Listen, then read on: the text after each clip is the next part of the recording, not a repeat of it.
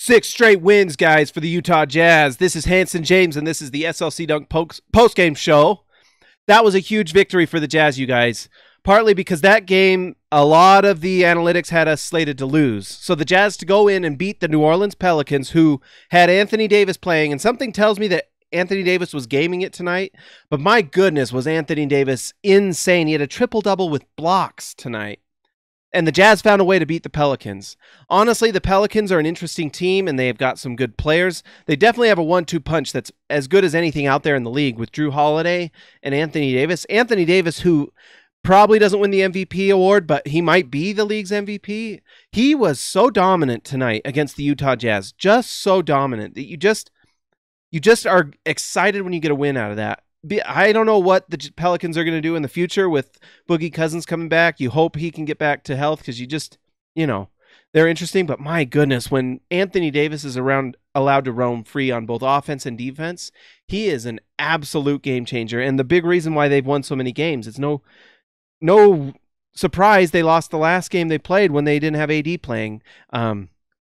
Anyways, nice win for the Jazz for a few reasons. One, you beat Anthony Davis, who's incredible. Rudy Gobert was great tonight.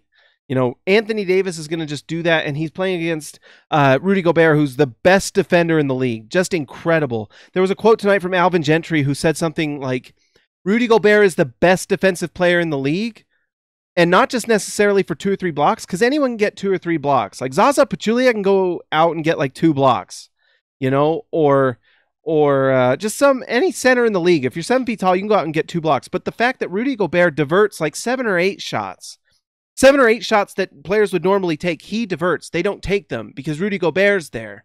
And he dominates the paint, and they can't do anything about it. Rudy is just such a dominant force. And tonight scored I don't have the stats up. We're not doing stats tonight. Just like something like 15 points, 15 rebounds. Let me know in the comments what it was. Just a dominating force is Rudy Gobert. He just dominates by being on the floor. The 2 other players that were huge. One, Ricky Rubio. The Jazz don't win this game if Ricky Rubio doesn't play. Like 30 points, almost a triple-double, like 7 assists and 10 rebounds. Unbelievable from Ricky Rubio, hitting his shot. And his percentage wasn't that great, but he runs the offense. The offense just runs better. He has that calming effect, and his defense is so good. So he is just absolutely essential to the Utah Jazz to win right now, because there are times where Mitchell is being double, triple teamed. The whole defense is focused on stopping Donovan Mitchell because they know he's the Jazz main offensive threat. And so when Ricky Rubio does this, it's the reason the Jazz win.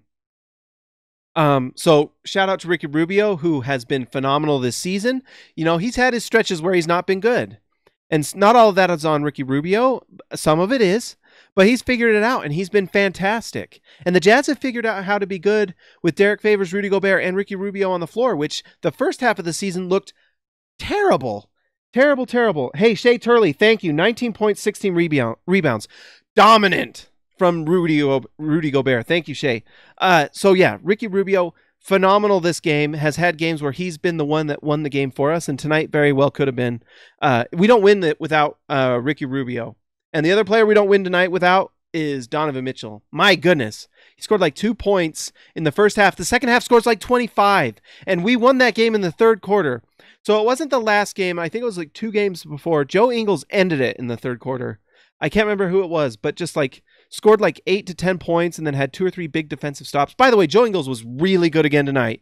Joe Ingles, Aussie dominator, was amazing tonight on defense and offense. Just fantastic. Joe Ingles is absolutely the glue that holds this team together and helps the Jazz puts them over the top.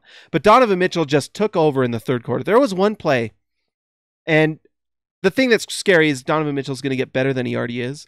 But you saw Anthony Davis went down. I can't remember if he scored the bucket or not, but he fell. He did score, but he fell to the ground. Mitchell runs to the baseline, demands the ball from Rudy Gobert, gets it, and just blows all the way down the court and scores an easy 2 points. That is brilliant because Anthony Davis had 10 blocks tonight. So Donovan Mitchell just knew. Donovan Mitchell, one of the things that's great about him is he sees the opportunities. He creates them with his talent, but he also sees them and he attacks and he takes advantage. And it's incredible. He's a superstar. And superstars don't always just score when it's hard. Superstars sometimes score when they know how to make it easy.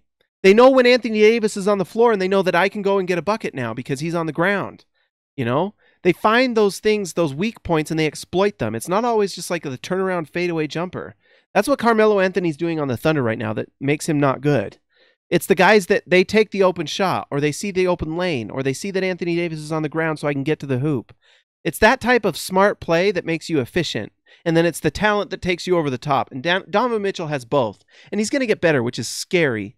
He's going to be so good, guys. He is so good already, and he's going to get better. That's exciting. And him and Rudy haven't even quite gotten their chemistry down completely. Imagine that. They're going to get better together. It's exciting. I'm excited. Are you excited? I was angry at this game a lot, but I ended up really happy, so I'm happy. Anyways, guys, that's what I got today. 6 wins in a row, 11 straight road wins. The Jazz are going to the playoffs. 11 plus 6 equals the Jazz right now.